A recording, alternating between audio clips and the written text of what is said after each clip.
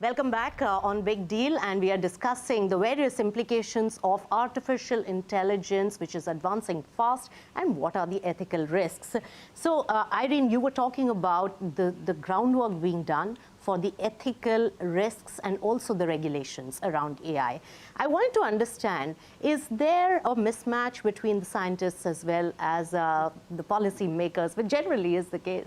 Well, it's a great question, and I think you get at the heart of the problem, not just of this problem, but I think many of the problems that we work on. Yes. Too often we work in silos, yes, and we don't have the forum or the opportunity to get together and share our knowledge, but also share our points of, disagreement, yes, or maybe where different views and challenging each other in terms of maybe what the policy people recognise that we haven't seen as scientists, right, and vice versa, us to educate the policy people that do you realise that this science could lead to X, Y and Z, right, therefore you need to start thinking about your policy now. Yes. I think that, again, most countries, and again, visiting here, I think the engagement and the opportunity to create conversations between people, yes, is improving. It's so much better than when I started life as a scientist over 30 years ago. Yes. But it could be better. It right, could be better. And so I think, media play a huge role in this, getting people together, getting them to, have workshops, have forums, have places where they just have space and yes, the bandwidth to think a bit differently. It's absolutely vital. So dialogues like these really go a long way in bringing and meeting the minds together on one particular purpose. So, Mr. Shroff, when we talk about the regulations, in the absence of an AI-specific regulation, in India, how are we tackling these issues currently? And what do you think the policymakers and the government is thinking on this particular aspect? So the conversation has just started. And in fact, this discussion today is taking place in the backdrop of the GPAI conference that is taking place in Delhi, where India is the chair. Yes. And everybody is kind of really focusing on this. There is currently no formal framework, but I think India has taken a position. And India has currently taken the position that while this is a topic on which the risks need to be managed, yes, it is more an opportunity than a risk at this point of time, and that we will catch up with the risks as we go along. I mean, you can also look at this both from a north-south perspective as well. The global north is looking at this more from a risk perspective, yes, whereas the global south is looking at this entire AI opportunity more from a point of view of growth and innovation as yes, well. yes, And India is playing a role in trying to kind of bridge both the blocks, because we kind of, in a way, belong to both, and have been taking a cautious approach. And the rise of India has coincided with the fact that India is increasingly becoming a global leader in these conversations, becoming more of a rule maker rather than a rule taker as well. The G20 declaration, the Delhi declaration, also had a piece on this, and that kind of flowed into the Bletchley declaration as well. So I think the conversation has started. It's about balancing the risks and the opportunities as well. We don't, as India, have a formal law on this, but there is a likelihood that the forthcoming Digital India Act may have a piece on this. My personal view is that it needs to be a standalone legislation. You can't tuck it into a general technology legislation as well. And the framework will have to be completely reimagined. But to be fair, these conversations are very live and robust at this point of time. Right.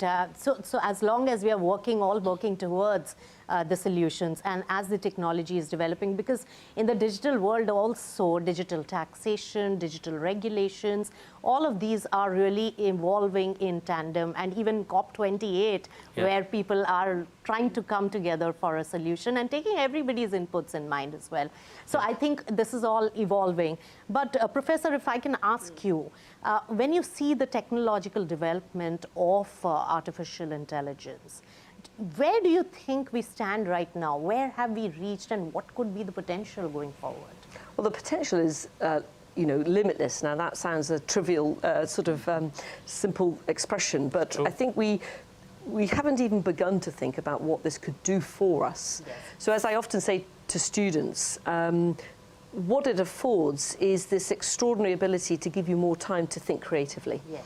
Because it can take on a lot of the sort of dull mechanical work. So why sit 2 days programming something in Python or MATLAB. Some of your listeners will be programmers and know that. Yes. When you could just have, you know, an AI algorithm do that for you. Yes. But your job is to think about what's the interesting question I want that computer program to answer for me that's going to make a contribution to health, wealth, whatever it might be. And just let the machine do it. So in fact, it releases a lot more of your creative capacity. And I think once people realize that's the potential of it, then the sky's the limit in terms of how it can help us and live alongside us. Yes. I think where the fears come in, rightly so, is when we maybe move to a place where decisions are taken more in a more automated way. Yes. And we've lost the agency ourselves about who made the decision, why was the decision made like that, etc. Yes. Now that can be dangerous, and I think we should, again, in our thinking and our philosophy and our regulation, be very mindful of the central role of human agency in understanding why a decision was taken a certain way, which one can argue about in our current format of governments and things, and you can democratically vote and change things. Whereas when you move to a place where more and more of the decisions about how local government changes or decisions around what might be executed in terms of healthcare, etc., are done in a more automated way with nobody quite understanding why the machine has taken that decision, that's a dangerous place to go.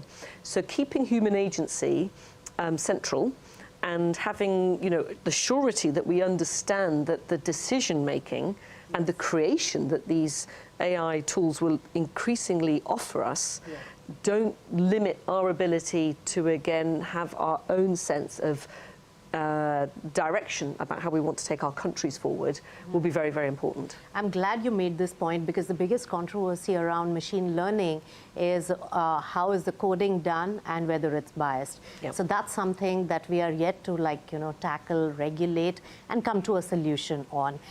Finally, Mr. Shroff, if I can ask, while we have many use cases, while this technology is very useful, what about a lot of job creation, which now will become automated?